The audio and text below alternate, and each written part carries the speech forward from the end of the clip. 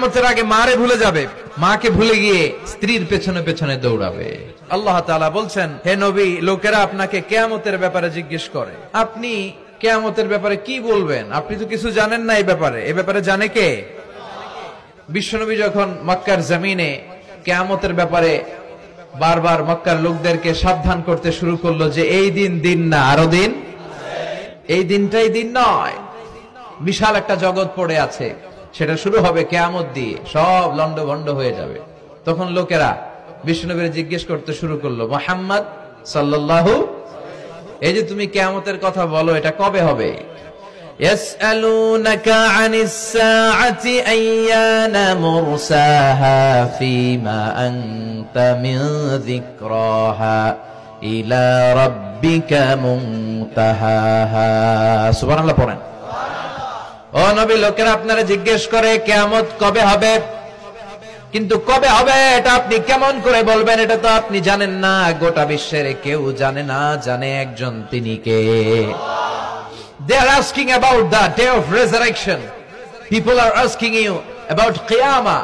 Who are you to talk anything about it? Only Allah has the final word regarding Qiyamah. অনবী, লোকেরা আপনারা কিয়ামত কবে হবে খালি ধরে জিজ্ঞেস করে, তো এই ব্যাপারে আপনি কথা বলবেন কি করে? এই ব্যাপারে কোনো জ্ঞান তো আমি আপনাই দেইনি। কিয়ামত কবে হবে এটা জানি শুধুমাত্র আমি আল্লাহ। চিল্লায় বলেন ঠিক কিনা? বিশ্বনবী মক্কায় কিয়ামতের ঘোষণা দিলেন। বিশ্বনবী বললেন, এই পৃথিবী এরকম থাকবে না, সব ভেঙে চুরে খান খান হয়ে যাবে। আল কারিআতু মাল কারিআতু ওয়া মা আদরাকা মাল কারিআহ। বিকট একটা আওয়াজ হবে, ইসরাফিল যখন সিংহায় ফুৎকার দিবে, গোটা বিশ্বটারে মেসাকার করে দিবে কে?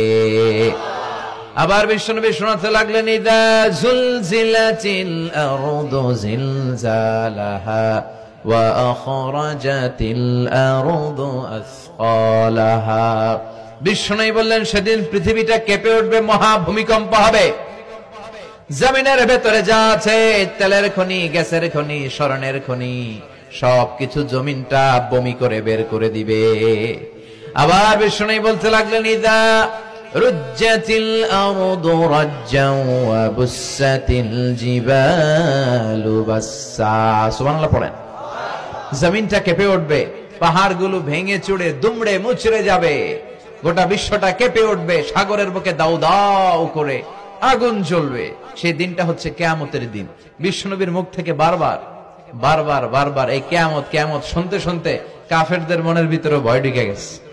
কাফেররা মনে মনে কয়, এই মুহাম্মদের তো কোনোদিন মিথ্যা কথা বলতে শুনি নাই। শুনছে? বিশ্বনবী ওনার পুরো জীবনে একটি মিথ্যা কথা বলেছেন, একটি অসত্য কথাও তিনি বলেছেন। ওদের মনের ভিতরে ভয় ঢুকে গেছে, কিরে